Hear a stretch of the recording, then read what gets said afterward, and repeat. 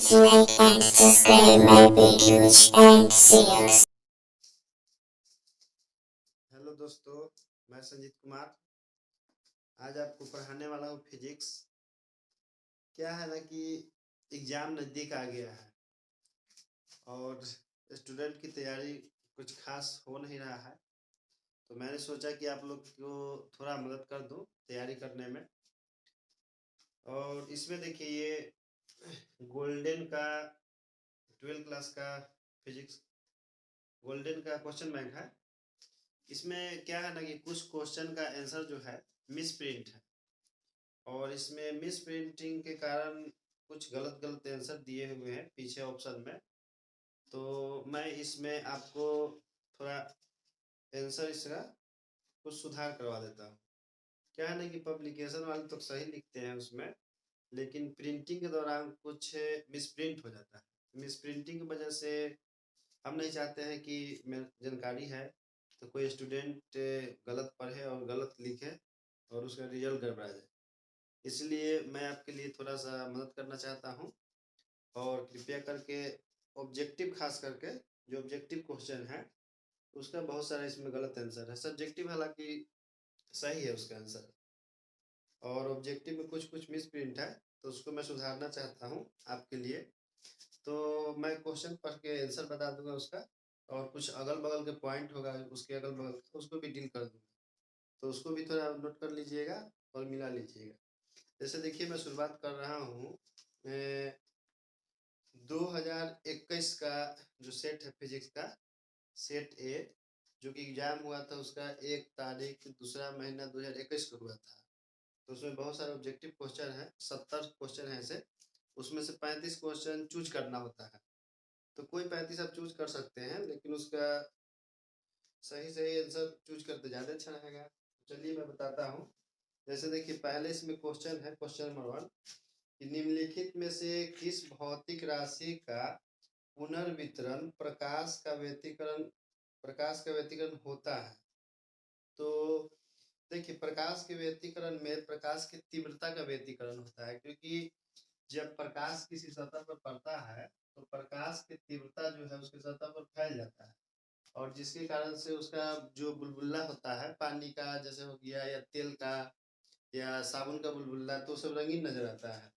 तो प्रकाश की व्यति के कारण तीव्रता का वितरण होता है। इसलिए पहला क्वेश्चन का जो आंसर है आपका, तो पहला क्वेश्चन का आंसर है बी और इसमें लिखा हुआ है तीव्रता। ठीक, और इसी प्रकार से दूसरा क्वेश्चन है आपका कि फोटोन का विराम द्रव्यमान होता है। तो फोटोन का विराम द्रव्यमान 0 होता है। दूसरा क्वेश्चन का आंसर ए है।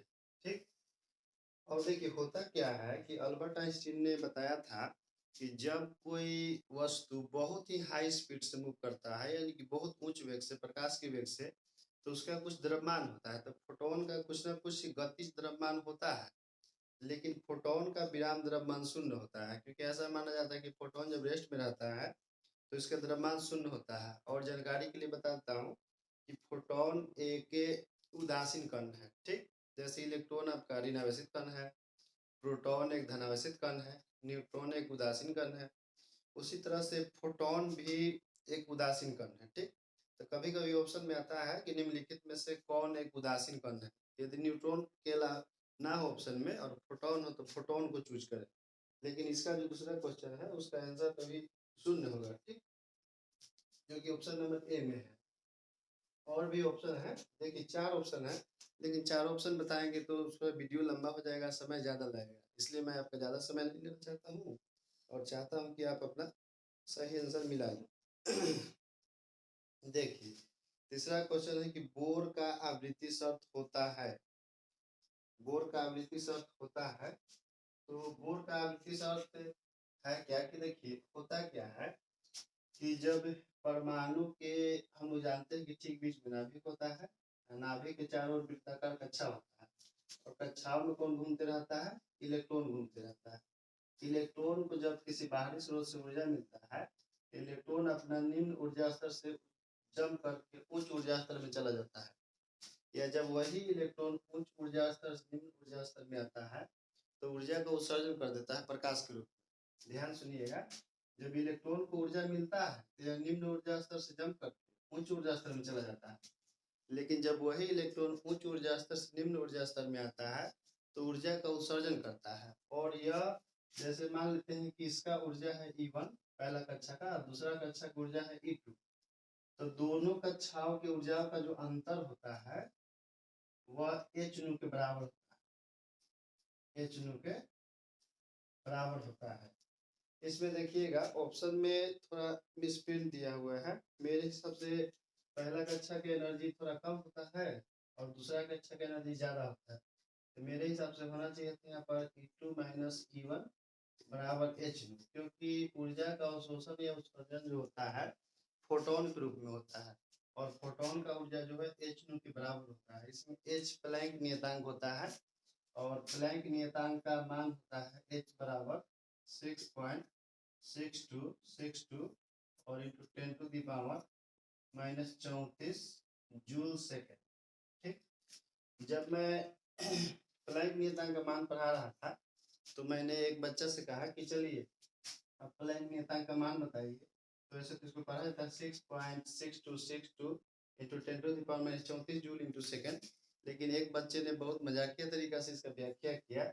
उसने इसको पढ़ा था कि 6.6262, जो कि वाकई एक मजाकिया तरीका है।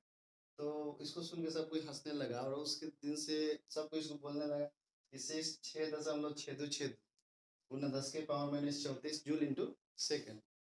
तो ये भी ज्ञात करने का अच्छा तरीका है प्लैंक नियतांक के मान। लेकिन इसके हिसाब से ऑप्शन के हिसाब से तीसरा का जो आंसर है बी होगा। ठीक, जो ऑप्शन दिया है उसके अनुसार। अब देखिए चौथा क्वेश्चन है कि सौर ऊर्जा का स्रोत होता है। तो देखिए सूर्य और तारों में नाभिकीय संलयन होता है, क्योंकि सूर्य और तारों का ऊर्जा का मुख्य स्रोत है नाभिकीय संलयन।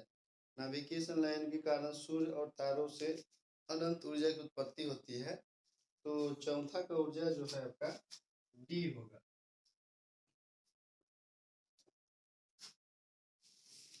ठीक,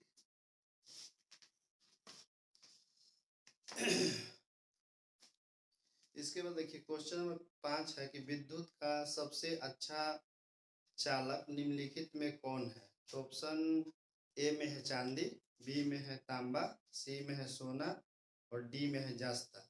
तो देखिए चांदी जो है विद्युत का सबसे अच्छा चालक है, सर्वश्रेष्ठ चालक इसको बोला जाता है। और सबसे खराब चालक बोला जाए तो उसको बोला जाता है सिरामिक्स को बोला जाता है सबसे खराब चालक, और सबसे अच्छा चालक में आपका चांदी है। तो क्वेश्चन नंबर 5 का आंसर जो होगा आपका वो ए होगा। ठीक, अब इसके बाद क्वेश्चन नंबर 6 है कि नूर गेट का बुलियन व्यंजक होता है। तो नूर गेट का बुलियन व्यंजक आपका होता है 6 नंबर सिक्स नंबर क्वेश्चन का आंसर है डी, जो कि बुलियन व्यंजक आपका होता है कि a प्लस बी के ऊपर bar is equal to y. ऐसे गेट मुख्यतः 3 प्रकार के होते हैं। पहला गेट होता है आपका और गेट, जिसका व्यंजक बुलियन व्यंजक होता है आपका और गेट का a प्लस बी बराबर वाई। दूसरा गेट आपका होता है एंड गेट, उसका व्यंजक होता है a डॉट बी बराबर वाई। और तीसरा गेट आपका होता है नोट गेट, जिसका व्यंजक होता है a के ऊपर bar is equal to y. और बाकी जो है 2 और गेट है, एक नंद गेट है एक नोट गेट है। तो नंद गेट और नोट गेट जो है इन्हीं तीनों में से कोई 2 गेट के कॉम्बिनेशन से बनाया जाता है। जैसे देखिए ये किसका है, ये आपका है और गेट। ठीक, और ये वाला है आपका एंड गेट और ये वाला है आपका नोट गेट। तो जब हम लोग और गेट और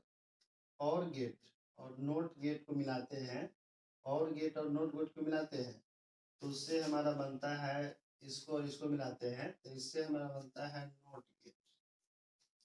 और जब हम लोग एंड गेट और नोट गेट को मिलाते हैं तो इससे हमारा बनता है नंद गेट। अब देखिए नोट गेट का जो बुलियन व्यंजक होता है, जैसे ए के ऊपर देखिए यहाँ पर बार है, उसी तरह से ए प्लस बी के ऊपर बार लग जाएगा, तो इसका बुलियन व्यंजक जो आपका होगा, सॉरी इसका मैंने गलती लिख दिया है, इसका होगा नोट गेट होगा, नोट। इसका हो जाता है ए प्लस बी के ऊपर बार बाय, और इसका जो होगा ये आपका हो जाएगा ए और dot b is equal to y, a dot b is equal to y के ऊपर बार हो जाएगा। तो इस तरह से पांचों गेटों का बुलियन व्यंजक याद रखिएगा, क्योंकि एग्जाम में हर साल कोई ना कोई एक टपक ही जाता है। टपकने का मतलब आ जाता है, कोई छत नहीं है कि टपकेगा बारिश हो रहा तो। इसके बाद है क्वेश्चन नंबर 7। क्वेश्चन नंबर 7 में क्या है कि द्विआधारी संख्या 1001 की दशमिक संख्या होती है। तो देखिए क्वेश्चन दिया है 1001, यह द्विआधारी संख्या है, पूछ रहा है कि इसकी दशमिक संख्या क्या होगी। इसको बनाना बहुत आसान है।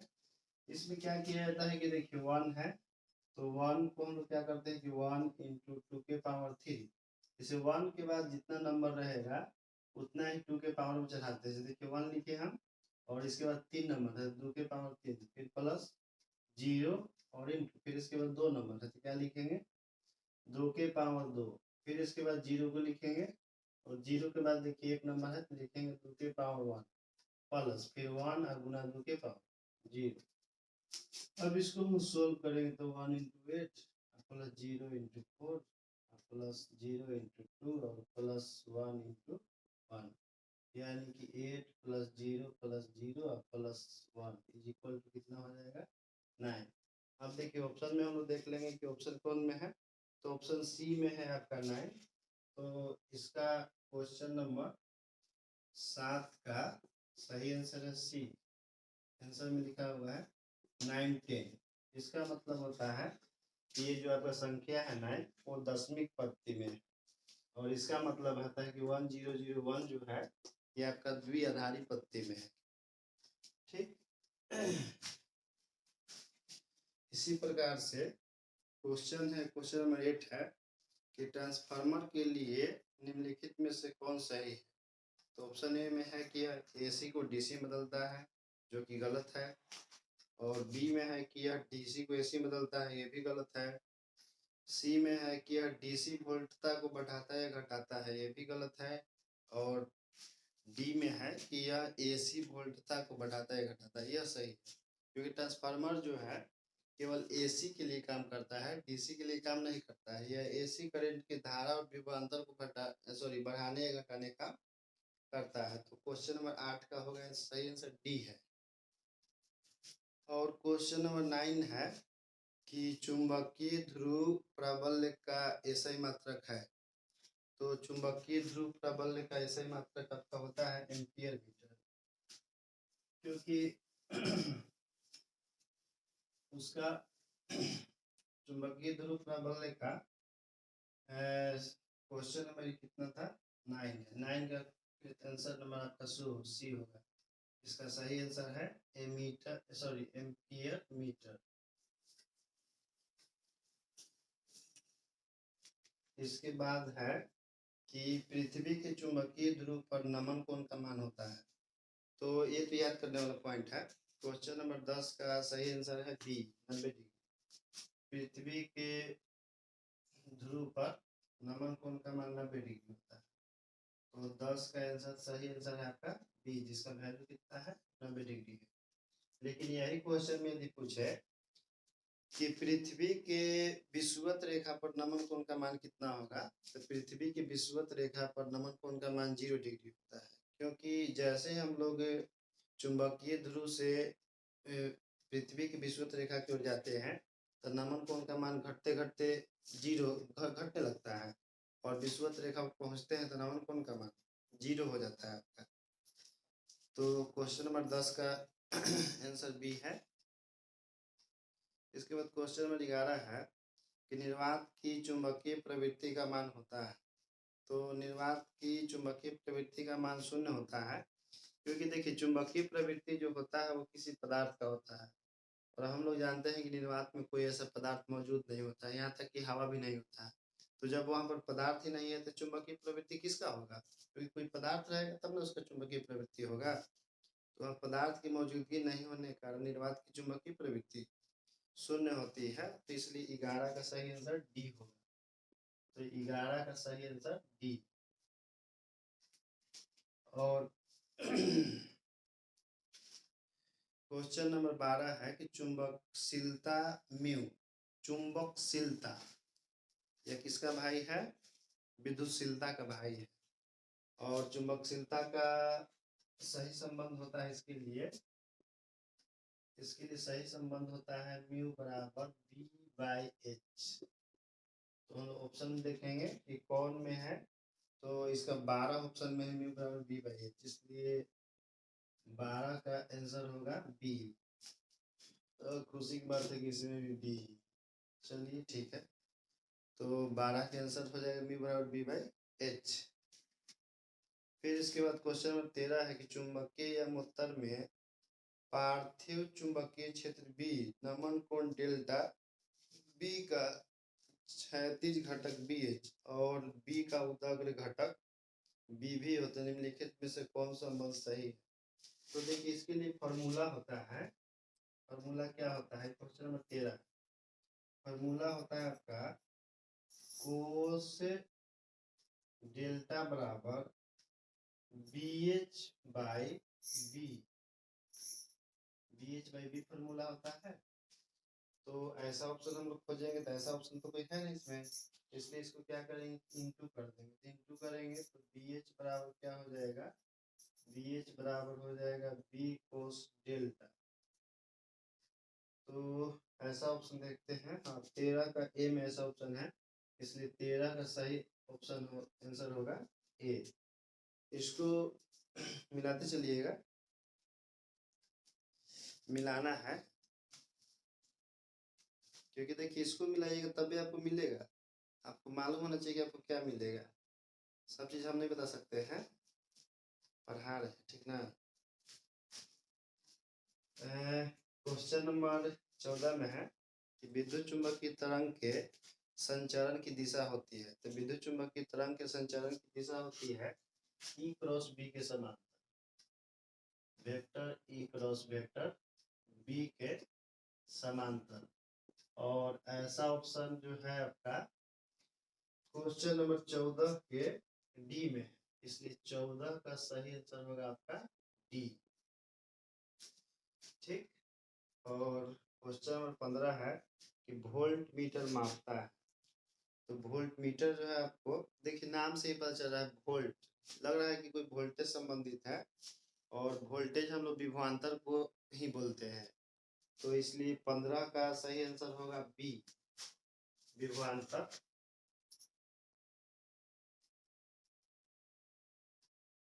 बी। और 16 का है कि 1/4 पाई एप्सिलॉन नॉट का मान होता है।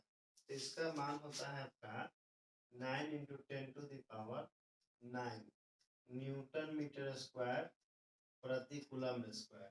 और इस प्रकार का ऑप्शन जो है आपका ए में है, तो 16 का हो जाएगा ऑप्शन ए। अब 17 में है कि निम्नलिखित में से कौन संबंध सही है? तो इसमें से जो संबंध दिया हुआ है उसमें से संबंध ई बराबर जो फॉर्मूला होता है F/Q, यह संबंध सही है, क्योंकि विद्युत क्षेत्र का फॉर्मूला होता है ई बराबर F/Q, जहाँ F होता है विद्युत बल और Q होता है परीक्षण आवेश। परीक्षण आवेश तो ये संबंध सही है। यदि इसी संबंध को मान लीजिए कि इस प्रकार से भी दिया है F बराबर Q × E, तो यह भी सही होगा, क्योंकि इससे इसमें हम गुना करेंगे, पैंचिया गुना करेंगे, तिरछा गुना, तो F बराबर आ जाएगी।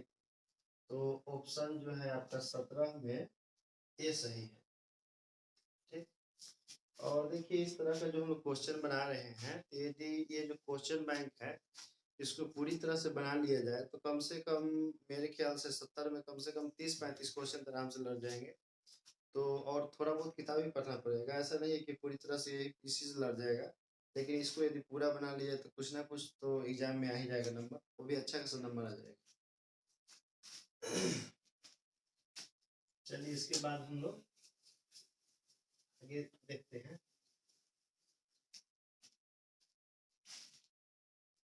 17 का आंसर ए हो चुका है। क्वेश्चन नंबर 18 है कि विद्युत विभव बराबर होता है। तो देखिए विद्युत विभव का फॉर्मूला होता है V बराबर W/Q, और यह जो ऑप्शन है ये बी में है आपका, तो क्वेश्चन नंबर 18 का आंसर हो जाएगा बी। ठीक, और इसके बाद है कि विद्युत विध्रुव घूर्ण का मात्रक होता है। तो विद्युत विध्रुव घूर्ण का मात्रक याद करने से पहले देखिए बता दे रहे हैं आपको कि विद्युत विध्रुव घूर्ण का फॉर्मूला होता है P बराबर Q गुना 2L। ठीक, Q होता है आवेश और आवेश का मात्रक होता है कूलम। 2L होता है दोनों आवेशों के बीच की दूरी, जैसे यहाँ पर मान लीजिए कि -Q है और यहाँ जो है तो +Q है, और दोनों के बीच की दूरी है 2L। तो यही होता है आपका दूरी है, एक प्रकार का सभी प्रकार की दूरी का मात्रक मीटर होता है। तो इसलिए विद्युत विध्रुव घूर्ण का जो ऐसे मात्रक है वो कूलम मीटर होगा, और ऐसा ऑप्शन जो है 19 का ए में है। ठीक, तो 19 का ए सही आंसर है।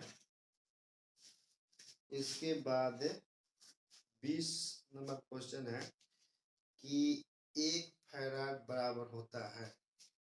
तो देखिए जैसा कि संधारित्र की धारिता एक होता है जिसमें हम फॉर्मूला पढ़ते हैं Q बराबर सी भी। हम लोग जानते हैं कि सी धारिता होता है, धारिता का जो मात्रक होता है वो फैराड होता है।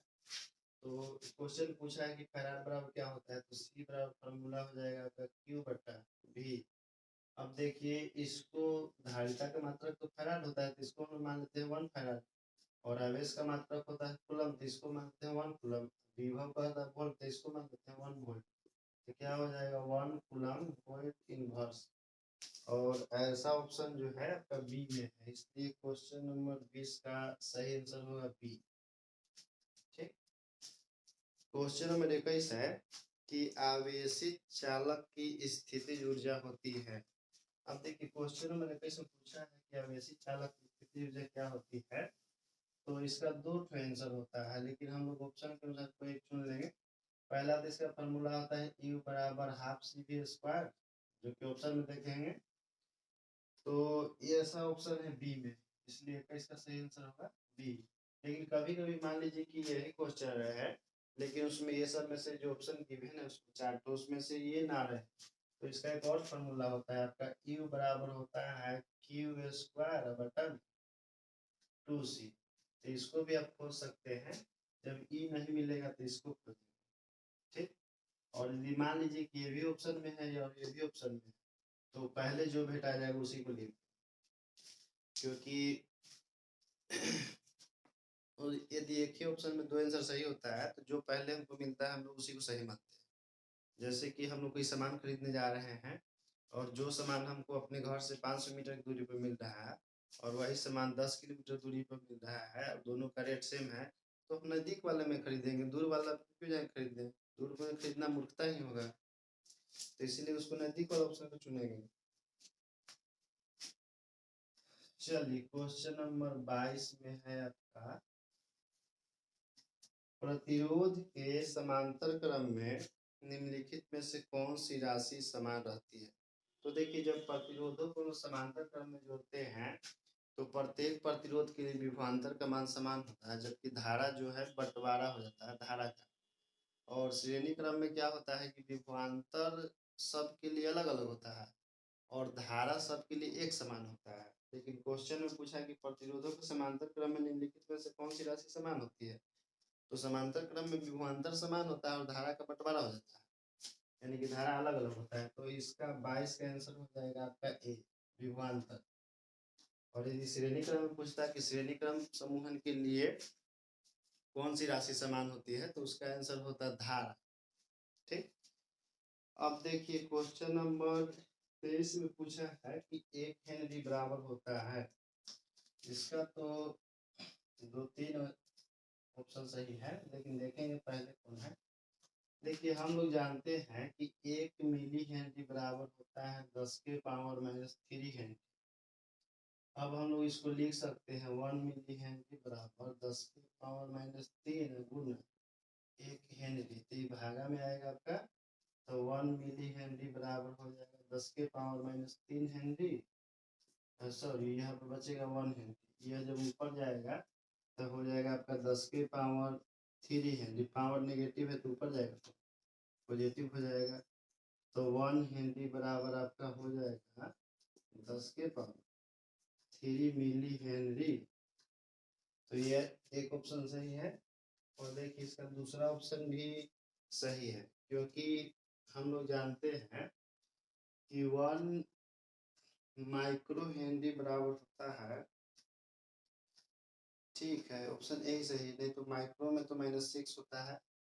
तो ऐसा ही मान लीजिए कि यदि ऑप्शन रहता है इसमें कि 1 माइक्रो हेनरी बराबर, हम जानते हैं कि 10 के पावर -6 हेनरी होता है, तो 1 हेनरी बराबर हो जाएगा आपका 10 के पावर 6 माइक्रो हेनरी। लेकिन ऐसा ऑप्शन बुक में आपका नहीं दिया हुआ है, तो इस हिसाब से क्वेश्चन नंबर 23 का ऑप्शन जो है आपका ये सही है।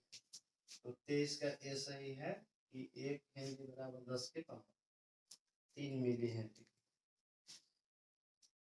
अब क्वेश्चन नंबर 24 है कि रेडियो एक्टिव तत्व के लिए निम्नलिखित में से कौन सही है। तो देखिए रेडियो एक्टिव तत्व के लिए जो ऑप्शन दिया हुआ है उसके लिए क्वेश्चन नंबर 24 का ऑप्शन जो है आपका हो जाएगा बी।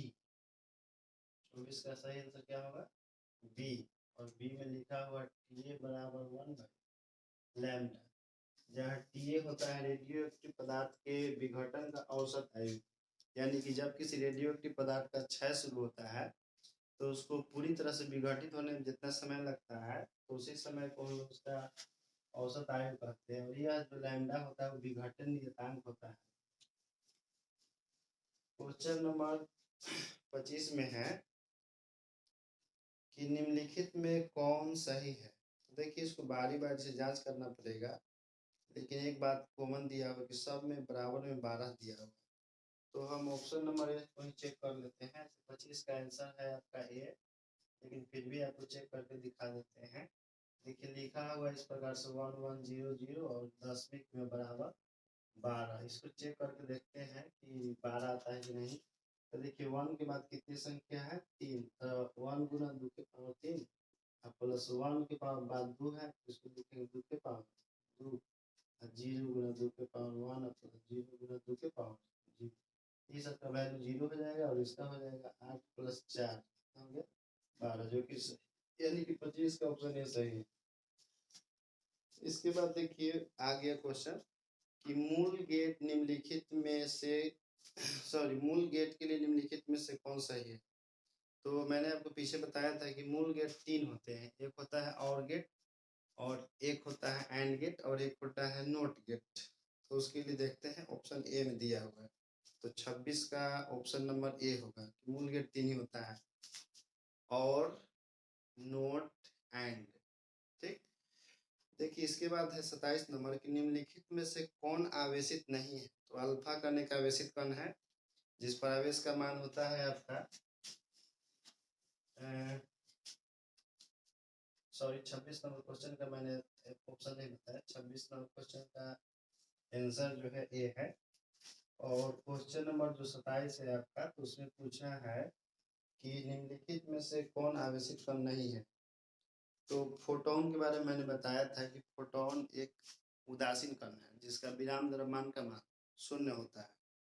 तो 27 नंबर क्वेश्चन का सही आंसर होगा ए। बाकी अल्फा कण है तो वो भी आवेशित होता है जिस पर आवेश का मान होता है +3.2 गुना 10 के पावर -19 कूलम। अल्फा कण पर आवेश का मान कितना होता है? +3.2 गुना 10 के पावर -19 कूलम होता है। इसको भी याद कर लीजिएगा, हो सके कि जो एग्जाम में आया हुआ है थोड़ा दूसरा प्रश्न हट के। बीटा कण पर आवेश का मान इलेक्ट्रॉन के आवेश के बराबर होता है, जो कि होता है -1.6 गुना 10 के पावर -19 कूलम। और इलेक्ट्रॉन का आवेश तो जानते ही हैं -1.6 गुना 10 के पावर -19 कूलम। चलिए इसके बाद है क्वेश्चन नंबर 28। क्वेश्चन नंबर 28 में है कि कार्बन प्रतिरोध का रंग कोड पीला, कार्बन प्रतिरोध का रंग कोड में पीला रंग का मान होता है, तो इसका होता है 4। तो क्वेश्चन नंबर 27 का तो मैंने ऑप्शन बता दिया कि ये है। क्वेश्चन नंबर 28 का आपका सही ऑप्शन होगा डी, जिसमें मान कितना दिया हुआ है 4। देखिए इसका एक ट्रिक होता है कार्बन प्रतिरोध कलर कोड याद करने का। बी बी रोए, black, brown, red, orange, yellow. तो ब्लैक के लिए 0 होता है, ब्राउन के लिए 1 होता है, रेड के लिए 3 होता है, ऑरेंज के लिए 4 होता है। सॉरी गलती हो गया, यहाँ पर इसके लिए 0 है, इसके लिए 1 और इसके 2 है और इसका 3 है और इसका 4 है। बीबी रोए, अब किसकी बीबी रो रही है तो हमको नहीं मालूम है, लेकिन इसका याद करने का तरीका है कि बीबी रोए great Britain has a very good wife. तो उतना से हम लोग का काम नहीं है, 5 से हम लोग का काम हो जाएगा। ये ब्लैक के लिए 0 होता है, ब्राउन के लिए 1 होता है, रेड के लिए 2 होता है, ऑरेंज के लिए 3 होता है और येलो के लिए 4 होता है। तो हम लोग का 28 नंबर क्वेश्चन का आंसर डी है, क्योंकि पीला का पूछ रहा था, पीला के लिए 4 है। अब क्वेश्चन नंबर 29 है। क्वेश्चन नंबर 29 में पूछ रहा है कि किसी माध्यम की अपेक्षित प्रवृत्ति एप्सिलॉन आर होती है। तो क्वेश्चन नंबर 29 का सही ऑप्शन है, ऐसे हम लोग जानते हैं कि अपेक्षित प्रवृत्ति होता है एप्सिलॉन आर बराबर एप्सिलॉन बटन एप्सिलॉन नॉट। इसको बोला जाता है किसी माध्यम की अपेक्षित प्रवृत्ति, और अपेक्षित प्रवृत्ति का फॉर्मूला होता है ई बटा एप्सिलॉन नॉट, सॉरी एप्सिलॉन बटा एप्सिलॉन नॉट। इसका परिभाषा होता है किसी माध्यम की प्रवृत्ति और निर्वात की प्रवृत्ति के अनुपात को अपेक्षित प्रवृत्ति कहते हैं। और इसमें देखिए एप्सिलॉन आर जो होता है निर्वात का प्रवृत्ति होता है और इसका वैल्यू होता है आपका 8.854 गुण 10 के power minus 12 Faraday metre inverse. हो सकता है कि किसी साल एग्जाम में पूछा होगा, तो इसको भी याद कर लीजिएगा। लेकिन मैंने तो आपको बता ही दिया कि क्वेश्चन नंबर 29 का सही ऑप्शन जो है आपका ए है, क्योंकि ए में इस तरह का ऑप्शन दिया हुआ है। अब देखिए क्वेश्चन नंबर 30 है कि एक बिंदु आवेश Q से r दूरी पर विद्युत विभव का मान होता है। तो आवेश Q से r दूरी पर विभव पूछ रहा है, तो इसका ऑप्शन होता है विभव का V बराबर 1/4 पाई एप्सिलॉन नॉट और Q बाई R। तो ऐसा ऑप्शन जो है आपका ए में है, इसलिए 30 का सही आंसर ये होगा। एक और मैंने आपको विभव का फॉर्मूला बताया था, लेकिन उसमें दूरी का जिक्र नहीं होता है, V बराबर W/Q। यह भी विभव का फॉर्मूला है, लेकिन यह कार्य और आवेश के पदों में होता है, और यह जो आपका आवेश और दूरी के पदों में होता है, जबकि 1/4 पाई एप्सिलॉन कांस्टेंट होता है, जिसका मान होता है 9 गुण 10 के पावर 9 न्यूटन मीटर स्क्वायर प्रति कूलम स्क्वायर। तो इसके बाद क्वेश्चन नंबर 31 देखते हैं। देखिए क्वेश्चन नंबर 31 में पूछा है कि आवेश का पृष्ठ घनत्व बराबर होता है। तो क्वेश्चन नंबर 31 का सही ऑप्शन जो होगा आपका बी होगा, और बी में क्या लिखा हुआ है, कुल आवेश और बटा कुल क्षेत्रफल, कुल क्षेत्रफल। अब देखिए ये तो हुआ आपका आवेश का पृष्ठ घनत्व। इसका मैं मात्रक बता देता हूँ। इसका मात्रक तो ऑप्शन सही है इसका भी, लेकिन इसका मात्रक होता है कूलम प्रति मीटर स्क्वायर। इसके अलावा 2 प्रकार का और भी होता है आवेश का पृष्ठ घनत्व। इसमें एक होता है आवेश का रैखिक घनत्व और एक होता है आवेश का आयतन घनत्व। तो आवेश का रैखिक घनत्व का फॉर्मूला होता है कुल आवेश और बटा कुल लंबाई, और हाँ लंबाई ठीक है, कुल लंबाई।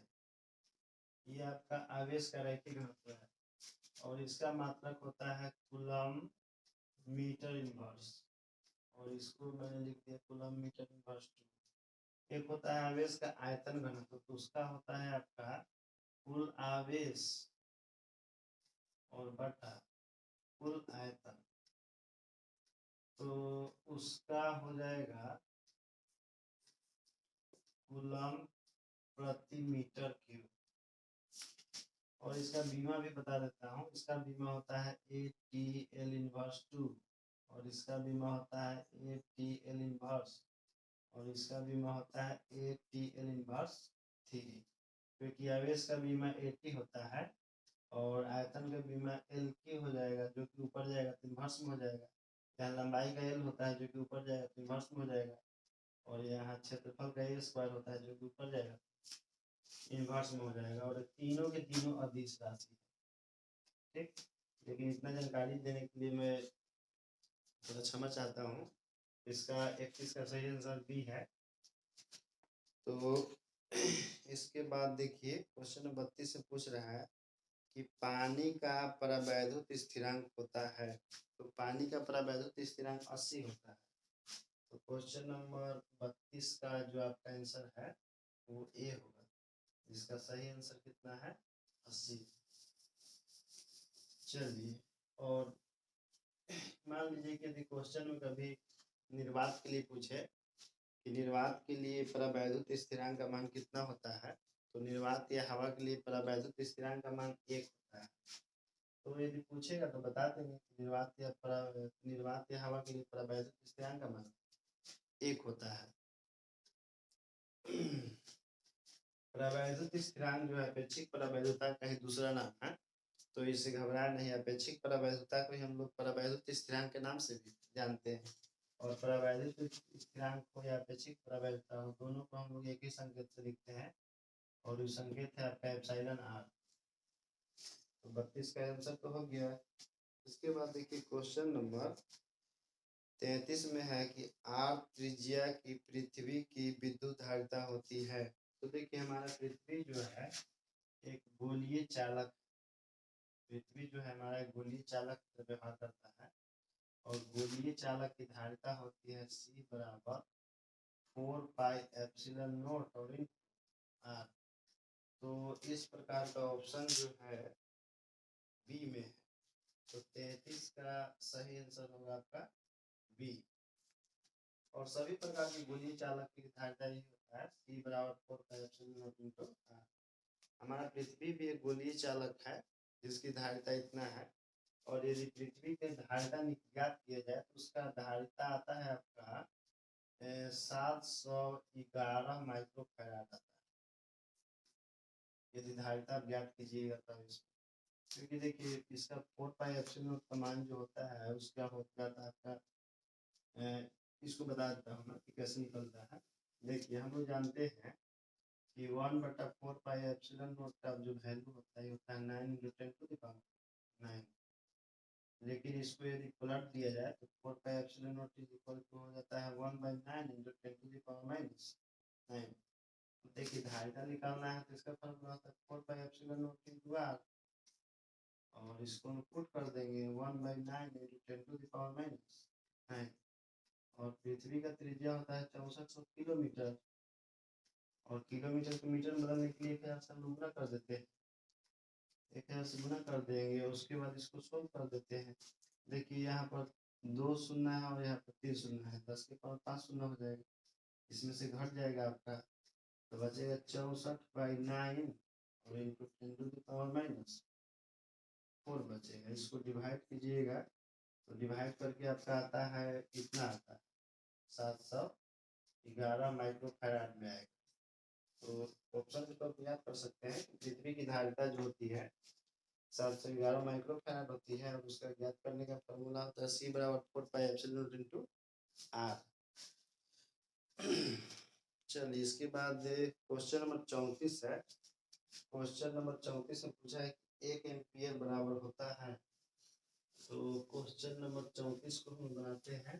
देखिए सबसे पहले जान लीजिए कि 1 कूलम बराबर कितना होता है। हम जानते हैं कि Q बराबर फॉर्मूला होता है IT, तो 1 कूलम इज इक्वल टू होता है 1 एम्पियर इंटू 1 सेकेंड। तो क्वेश्चन पूछ रहा है 1 एम्पियर, तो 1 एम्पियर इज इक्वल टू हो जाएगा 1 कूलम और बटा 1 सेकेंड। और ऐसा ऑप्शन जो है 34 के ए में है, इसलिए 34 का सही ऑप्शन ए होगा।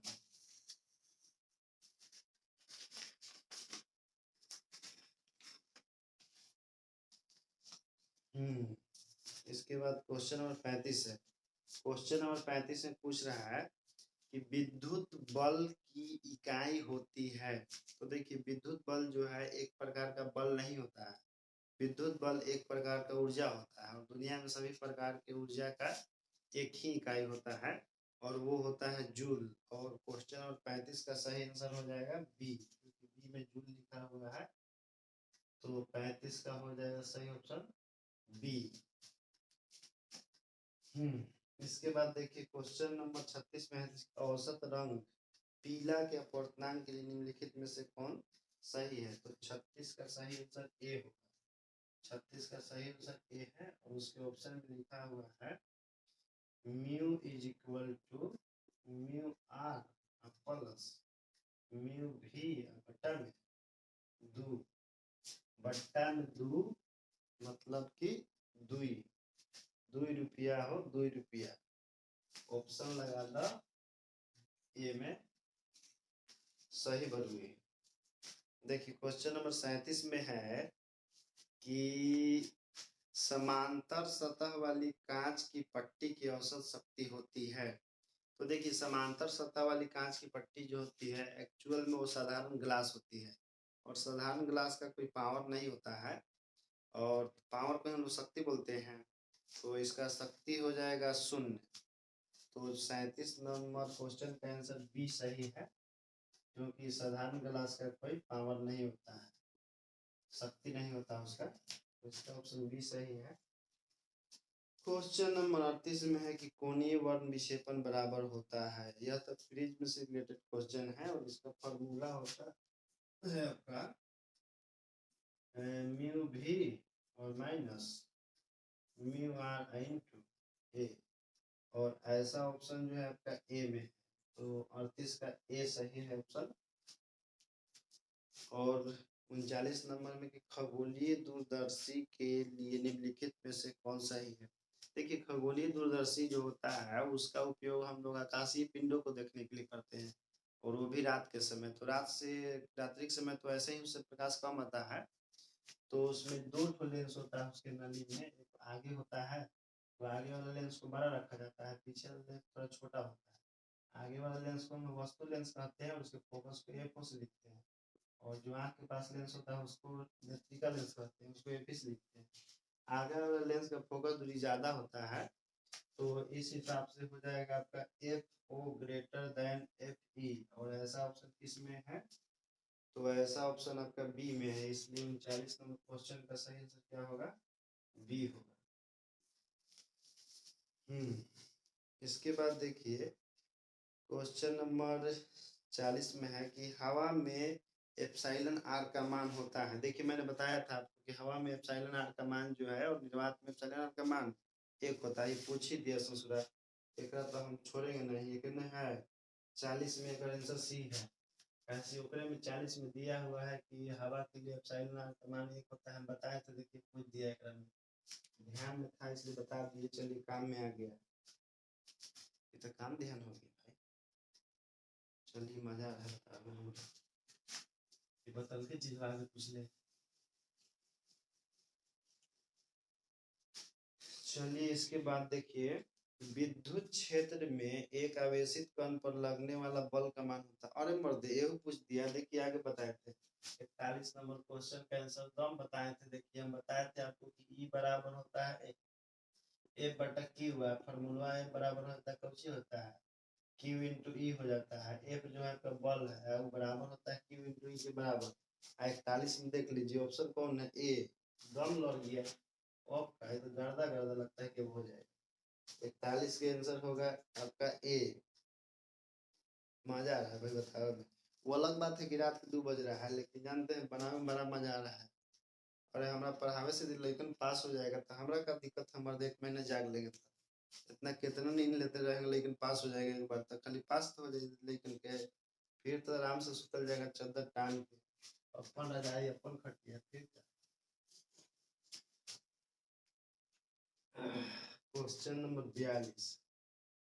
क्वेश्चन नंबर 42 जो है उसका देखिए कुछ इस तरह से डायग्राम है, थोड़ा सा कुछ ज़्यादा ही आसान है, इसमें थोड़ा बताना पड़ेगा हमको। कैसे आसान क्वेश्चन बताऊँ, मजा आता है, जान ही रहे हैं अभी, लेकिन वही ताक रहा था कि सर कब बताएंगे। चलिए हम बता देते हैं, काशी हमारा लगी तो कुछ ज़्यादा ही भारी लग रहा है।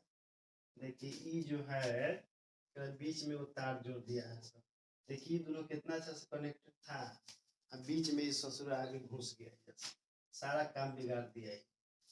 तो ई का हुआ कि जैसे जब धारा का प्रवाह होगा या आवेश का प्रवाह, तो इसको आवेशित होने ही नहीं देगा, आवेश इनमें से चल जाएगा, कनेक्शन बिगाड़ दिया के बीच में, इसीलिए ई जो है प्रभावी संधारित्र नहीं होगा, इसलिए संधारित्र का केवल एक ही प्रभावी धारिता होगा, ई होगा सी है, जो कि मान लेकर कितना दे रहे हैं, एक मान सी दे रहे हैं, इसलिए 42 का सही आंसर क्या होगा, ए होगा। सही लगा लीजिए, ठीक है।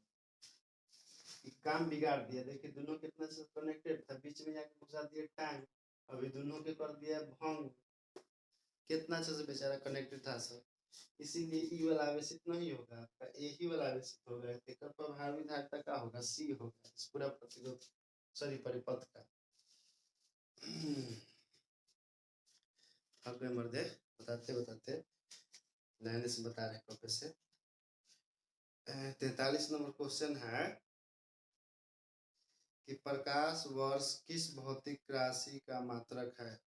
तो देखिए प्रकाश वर्ष होता क्या है कि प्रकाश द्वारा एक वर्ष में तय की गई दूरी को प्रकाश वर्ष कहते हैं। प्रकाश द्वारा एक वर्ष में तय की गई दूरी को प्रकाश वर्ष कहते हैं, यानी कि प्रकाश वर्ष एक प्रकार का दूरी मेजर करने का तरीका है। तो पूछ ही रहा है कि प्रकाश वर्ष किस भौतिक राशि का मात्रक है, तो इसका सही आंसर ये होगा। तो 43 से दूरी दे रहे हैं, 43 से मार दीजिए, टक हो गया, चकाचक रिजल्ट आएगा एक से। अब देखिए क्वेश्चन नंबर 44 है, एक सरल सूक्ष्मदर्शी से बना हुआ प्रतिबिंब होता है। तो सरल सूक्ष्मदर्शी जो होता है एक्चुअल में वो उत्तल लेंस होता है, और उत्तल लेंस में जब वस्तु जो है फोकस और प्रकाश केंद्र के बीच में होता है तो उसका काल्पनिक और सीधा प्रतिबिंब बनता है। तो देखते हैं ऑप्शन नंबर 44 ए है, तो क्वेश्चन नंबर 44 के ए लिखिए, 44 के ए है सही आंसर। 45 में दिले है कि उत्तल लेंस द्वारा निम्नलिखित में से कौन सा दृष्टि दोष दूर किया जाता है। तो देखिए उत्तल लेंस द्वारा जो होता है वो दूर दृष्टि दोष को दूर किया जाता है, और अवतल लेंस द्वारा निकट दृष्टि दोष को दूर किया जाता है। तो फिर रुकिए पहले हमको बता दीजिए, 45 का सही आंसर जो है आपका ये है आपका बी, क्योंकि हम लोग उत्तल लेंस द्वारा दूर दृष्टि दोष को दूर करते हैं और अवतल लेंस द्वारा निकट दृष्टि दोष को दूर करते हैं, और बाइफोकल लेंस द्वारा ज्यादा दृष्टि दोष को दूर करते हैं, और बेलनाकार लेंस द्वारा अबिंदुकता दोष को दूर करते हैं। चारों का मैंने बता दिया, लेकिन इस क्वेश्चन के लिए ऑप्शन नंबर बी सही है, दो दृष्टि दोष के लिए। अब देखिए क्वेश्चन नंबर इसके बाद है आपका 46। क्वेश्चन नंबर 46 में आपका पूछा ठीक है, हाँ पूछा है वन विक्षेपण क्षमता के लिए निम्नलिखित में से कौन सा संबंध सही है। तो देखिए इसके लिए आपका 46 का ऑप्शन ए सही दिया हुआ है, ओमेगा बराबर म्यू भी माइनस म्यू आर बटा में म्यू वाई माइनस 1, जो कि ऑप्शन नंबर ए है।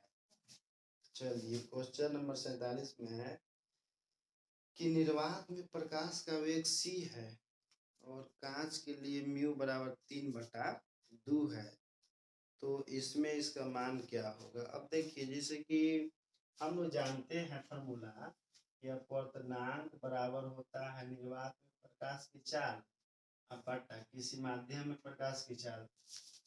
म्यू का वैल्यू कितना दिया हुआ है आपका 3/2, निर्वात में प्रकाश की चाल c है, पूछ रहा है किस में माध्य तो तिरछा तिरछी गुना कर देते हैं। तिरछा तिरछी गुना मतलब कैंचिया गुना। एकरा गुना करेंगे तो क्या हो जाएगा 3cm।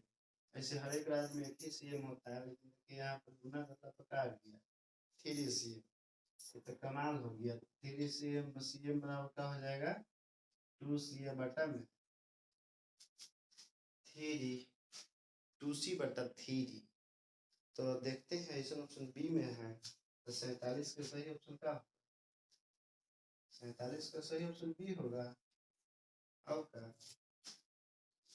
अब देखिए क्वेश्चन 48 में दिले है कि सामान्य समायोजन के लिए खगोलीय दूरदर्शक की लंबाई होती है। तो देखिए हम लोग जानते हैं कि खगोलीय दूरदर्शक की लंबाई जो होती है वो होता है L बराबर FO प्लस FE। और ऐसा ऑप्शन जो है ना 48 के डी में मार देते हैं, डी में सही हो जाएगा क्योंकि यही महंगे है। चलिए अब क्वेश्चन नंबर 49 में पूछा है कि एक स्वस्थ व्यक्ति के आंख के लेंस की फोकस दूरी लगभग होती है। तो देखिए एक स्वस्थ व्यक्ति इसे तो अनंत तक ले देख सकता है, लेकिन ऑप्शन में तो अनंत है ये नहीं है। तो सबसे नजदीक में हम 25 सेंटीमीटर दूरी तक देख सकते हैं। तो सबसे 25 सेंटीमीटर एक में है। 49 का जो ऑप्शन जो होगा ना वो सी है। सी में दिया हुआ है 25 सेंटीमीटर, इसलिए 49 के सही आंसर लगा लीजिए सी। सी देंगे। अरे सी ना कहा है तो फाड़ देंगे। अभी देखिए ना आगे ये ऑप्शन है तो ज्यादा करवा देंगे, पैसे नहीं आएगा रिजल्ट। इतना मेहनत कर रहे हैं लेकिन लगी हम रिजल्ट। अरे हमारा बच्चे लेकिन कभी बतवा बढ़ा दे एकरा लगे कि पढ़ा रहे हम लाइक वन लाइन पढ़ा हमरा का जरूरत था। इतना रात के सब कुछ सुत रहा है पागल जैसे पढ़ा रहे हैं सब। कोई बात नहीं। 50 नंबर क्वेश्चन में है कि टी समय तक धारा आई के प्रवाह के कारण आर प्रतिरोध के चालक में उत्पन्न ऊष्मा होती है। तो हम लोग जानते हैं कि H बराबर फॉर्मूला होता है आई स्क्वायर आर टी। आई स्क्वायर आर टी। आई स्क्वायर आर टी नहीं बोल रहे हैं, आर टी बोल रहे हैं। थोड़ा ध्यान सुनना सब, बड़ा ध्यान जाता है सब।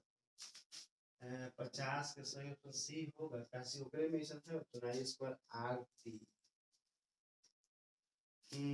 अब है 51 नंबर। 51 नंबर है कि 5 टेस्ला का चुंबकीय क्षेत्र बराबर होता है। तो हम लोग जानते हैं कि टेस्ला का एक और मात्रक होता है। 1 टेस्ला बराबर होता है 1 वेबर प्रति मीटर स्क्वायर भी होता है। और देखिए कुछ ऐसा के देले है एकरा में तो देखते हैं कितने है।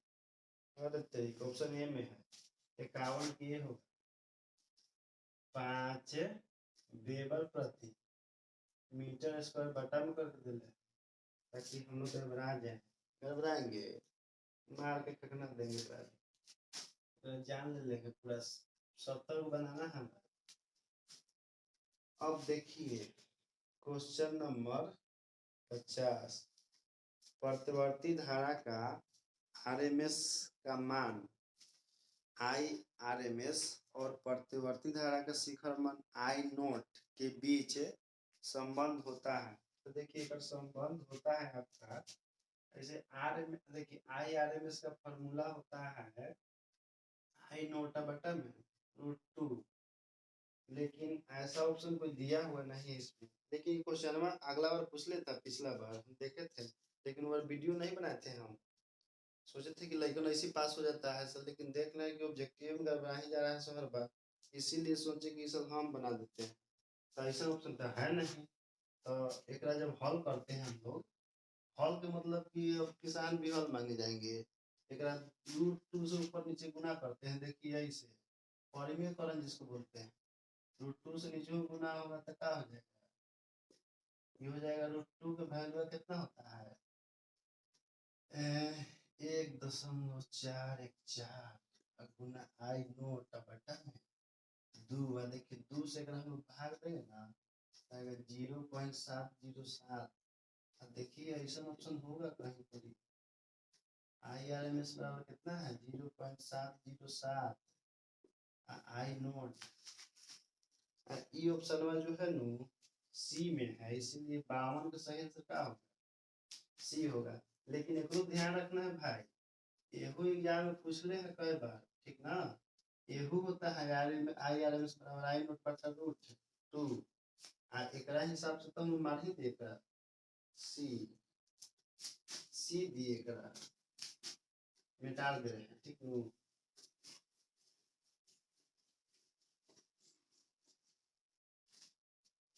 अब देखिए क्वेश्चन नंबर 53 पूछ ले है, कोणीय आवृत्ति ओमेगा वाले प्रतिवर्ती धारा परिपथ में एल प्रेरकत्व वाले प्रेरक द्वारा उत्पन्न प्रेरणिक प्रतिघात का मान होता है। तो देखिए प्रेरणिक प्रतिघात का फॉर्मूला हम जानते हैं कि एक्सएल बराबर होता है ओमेगा एल, और ऐसा ऑप्शन जो है बी में है, इसके 53 का सही आंसर क्या होगा 53 का सही ऑप्शन होगा बी। ऐसे में ओमेगा एल अगुआल बता रहे हैं, अगुआल होता है धारितीय प्रतिघात, कहीं वो बीच दिया न तो काम ही गड़बड़ा जाएगा। धारितीय प्रतिघात होता है आपका XC बराबर 1 बटा ओमेगा सी, ठीक हो। ये हो गया प्रेरणिक प्रतिघात, ये हो गया धारितीय प्रतिघात।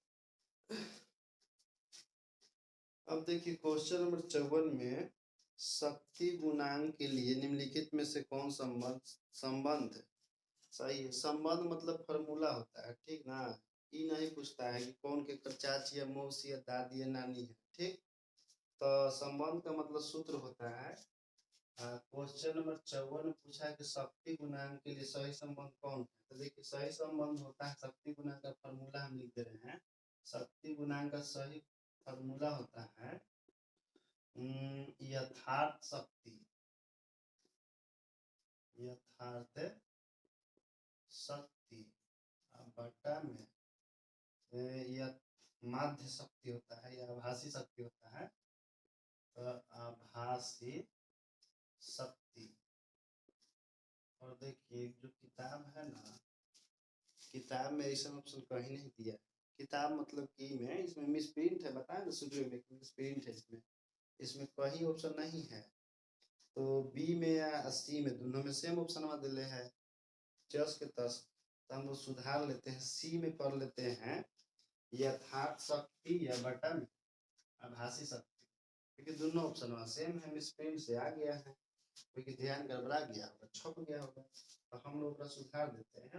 हम लोग केस कर जाएंगे, तो छोटा मोटा बात लेंगे, सुधार लेंगे कि 54 का क्या हो जाएगा सी हो जाएगा, ठीक। देखिए आ गया कार्बन प्रतिरोध के हरे रंग के कोड का मान होता है। तो देखिए हम अभी आपको बताए थे कि बीबी रोए ग्रेट ब्रिटेन। तो देखिए बीबी रोए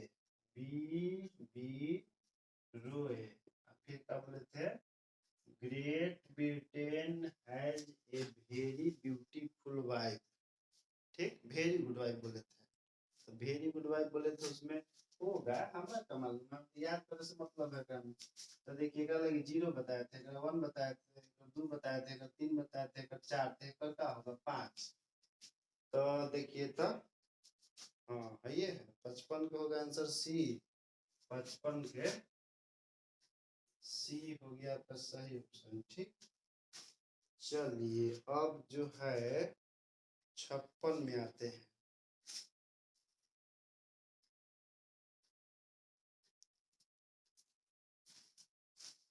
क्वेश्चन नंबर 56 में है कि चुंबकीय क्षेत्र बी वेक्टर बी दे, चुंबकीय क्षेत्र वेक्टर बी में भी वेग से गतिमान आवेश क्यू पर लगने वाला बल।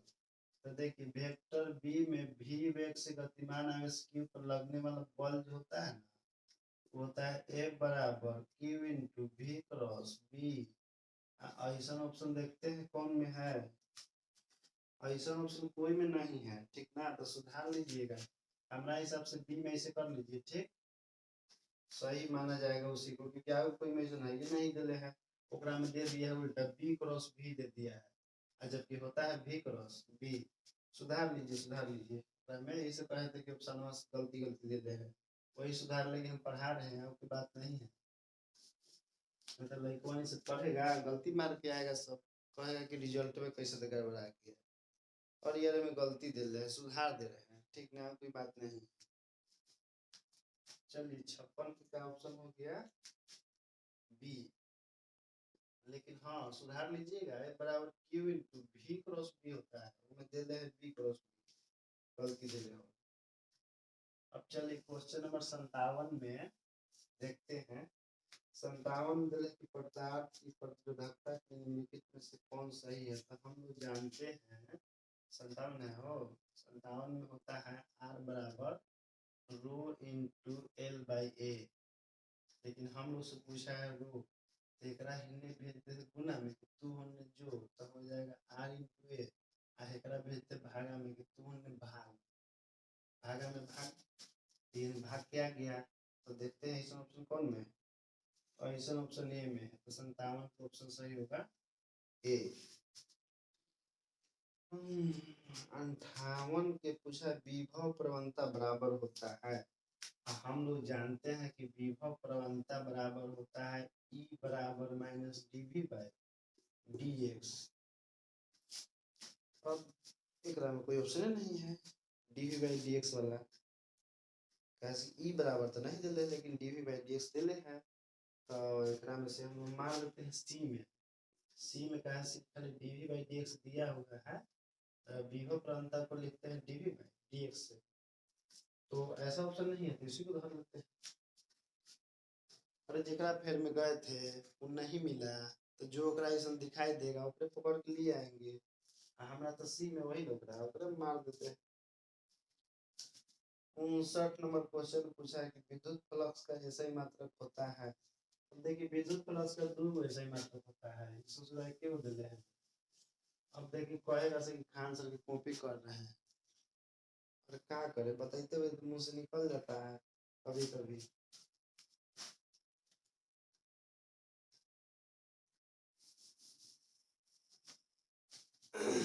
विद्युत फ्लक्स का ऐसे मात्र दो होता है, पहले विद्युत फ्लक्स का फार्मूला हम बता देते हैं। फार्मूला होता है वेक्टर ई डॉट ए, एक मान हो जाता है ई ए कोस थीटा, ठीक। अब देखिए अगर फार्मूला से हम निकालते हैं विद्युत क्षेत्र का होता है न्यूटन प्रति कूलम, क्षेत्रफल का होता है मीटर स्क्वायर, तो हो जाएगा न्यूटन मीटर स्क्वायर प्रति कूलम, यानी कि newton metre square coulomb inverse. Option में तो ऐसा है नहीं, एक पर होता है वोल्ट मीटर, तो वोल्ट मीटर वाला तो ऑप्शन दे ले है, ऑप्शन सी होगा एक 59 के वोल्ट मीटर। अब विदित हो गया 59 सी सही उत्तर।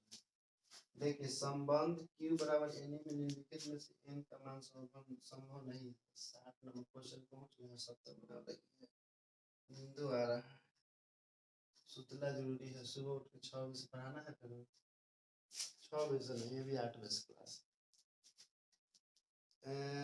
संबंध Q बराबर एन में निम्नलिखित में से कौन n का मान संभव नहीं है।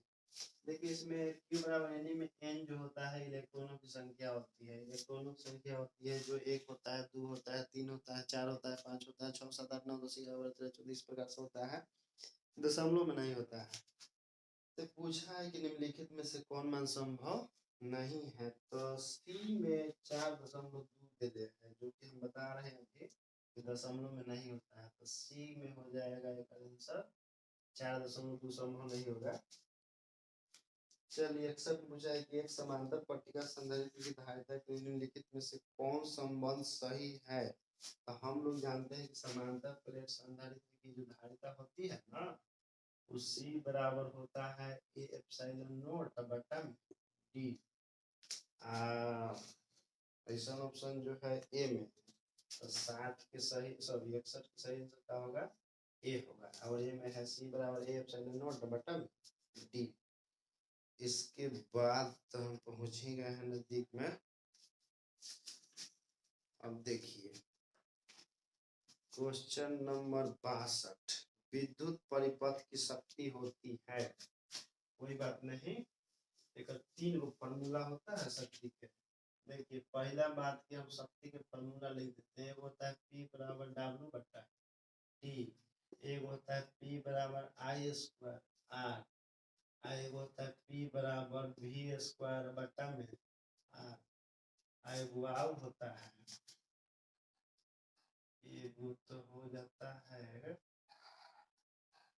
ये तो हो ही गया है, एक से निकाल देते हैं, ये तो निकाल ही लिए V स्क्वायर बाई R, ठीक है, और यह भी ठीक है, एक वाव कौन छूट रहा है, P बराबर ठीक है, भी शक्ति के फॉर्मूला, भी शक्ति के फॉर्मूला, भी शक्ति के फॉर्मूला।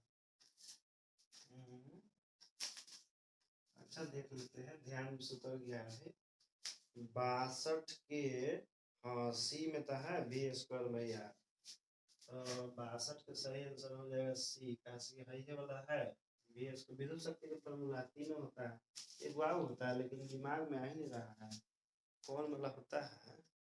लेकिन एक बात है कि किसी में प्रतिरोध का कभी स्क्वायर नहीं होता, तो याद आएगा तो बता देंगे बाद में। हाँ याद आ गया, एक बार होता है P बराबर VI होता है, वही कहेंगे दिमाग में कुलबुल कर रहा है यार।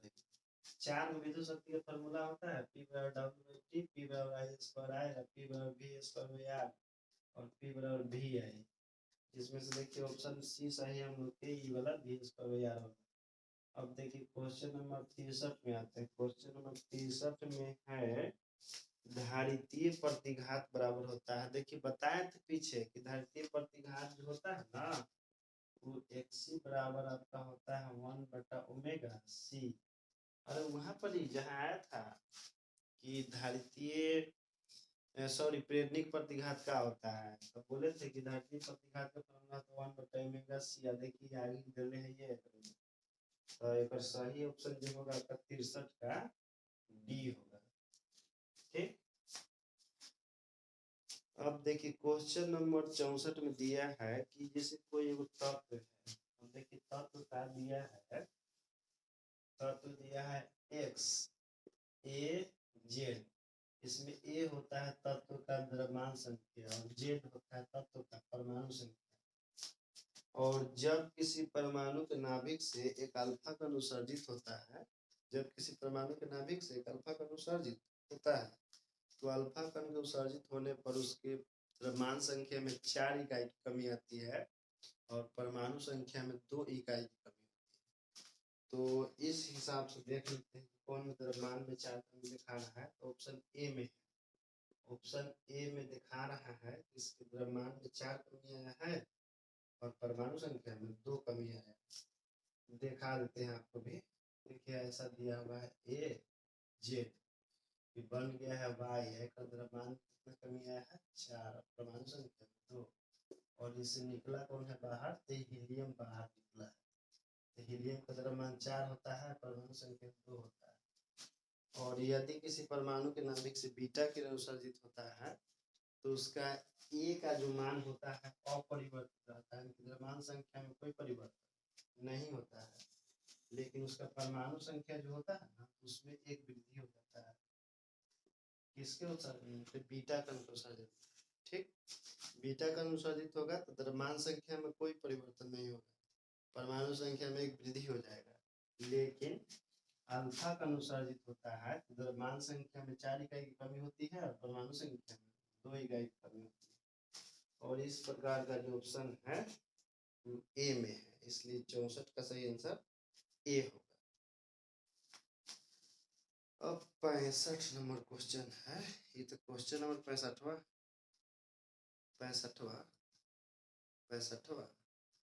क्वेश्चन नंबर 65वां क्वेश्चन नंबर 65 देखते हैं। क्वेश्चन नंबर 65 में दिले है निम्नलिखित में कौन मौलिक कण नहीं है। देखिए मौलिक कण तो 3 ही होता है परमाणु के, इलेक्ट्रॉन, प्रोटॉन और न्यूट्रॉन, इसके अलावा कोई मौलिक कण नहीं होता है। ऐसे परमाणु में कुल 35 प्रकार के कण होते हैं, लेकिन 35 में से 3 ही कणों को मौलिक कण कहा जाता है, इलेक्ट्रॉन, प्रोटॉन और न्यूट्रॉन को। इसका कारण क्या है कि ये तीनों कण जो है लगभग सभी परमाणु में मौजूद होता है।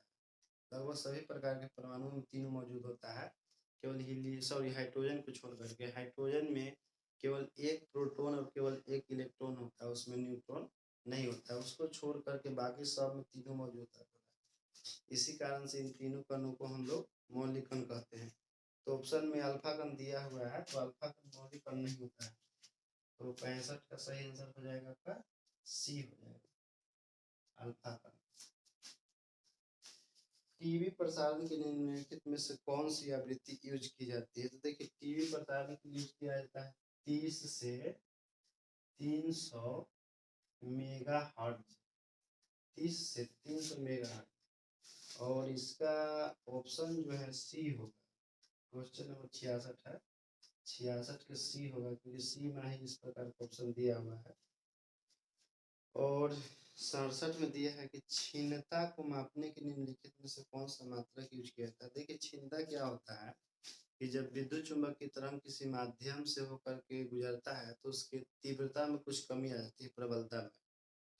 तो उसकी प्रबलता को मापने का इकाई होता है डेसिबल, इसलिए क्षीणता का मात्रक जो है आपका डेसिबल होगा। इसलिए 67 का सही आंसर क्या होगा? 67 का सही आंसर ए होगा, क्योंकि उसमें डेसिबल दिया हुआ है। अब देखिए, क्वेश्चन नंबर 68 में है कि एक पी प्रकार का अर्धचालक होता है। तो पी प्रकार के अर्धचालक में होल की अधिकता होती है और एन प्रकार के अर्धचालक में इलेक्ट्रॉन की अधिकता होती है। तो पी प्रकार का अर्धचालक जो है धनावेशित होता है होल के कारण। तो 68 का सही आंसर जो होगा वो ए होगा। ठीक, तो 68 का सही आंसर ए लिख देते हैं। और क्वेश्चन नंबर 69 में दिया हुआ है कि हाइड्रोजन परमाणु में इलेक्ट्रॉन की न्यूनतम कक्षीय कोणीय संवेग होता है।